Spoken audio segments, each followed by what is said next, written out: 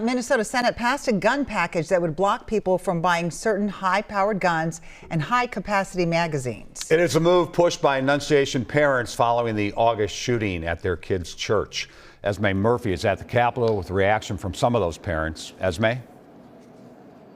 That's right, Frank and Amelia. This is the first time ever at the legislature that a semi-automatic weapons ban and a large capacity magazine ban has ever passed. The vote was very close, 34-33 along party lines. Supporters say this will protect people, especially children. Critics say it infringes on gun owners' rights.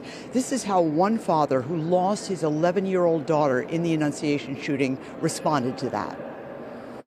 It's also a God-given right for a 9-year-old and a 10-year-old to live beyond that age, right? So let's get serious when we're talking about God-given rights, especially in this topic.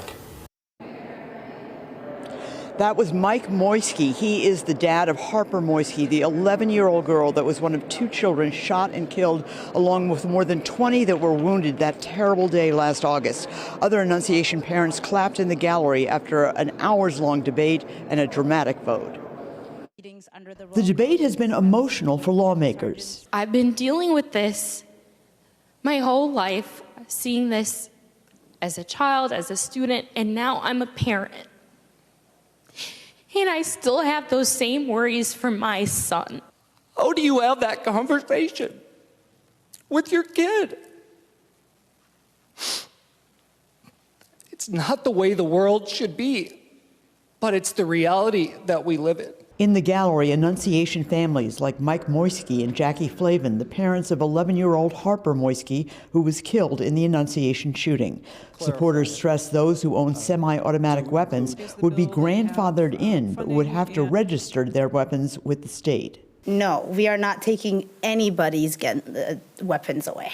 Opponents insisted the bill would do nothing to make school children safer. This simply does not make sense to me. Mr. President, we need to pursue truth. Truth is that guns don't kill people, bad people kill people. It should be noted that Democrats held the trifecta for 2 full years and chose not to pass this bill. The timing of the vote today feels performative at best. Mr. President and members, I will not comply with this law. Most of Minnesota will not comply with this unconstitutional law. And right after the vote, the governor released on social media a statement saying now it's time for the House to act.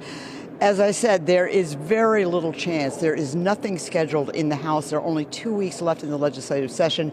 In fact, as I was coming up here to do this live shot, I ran into a top Republican aide. I asked him, is there any schedule, any chance that this will come up for a vote in the House? His reply, God, no.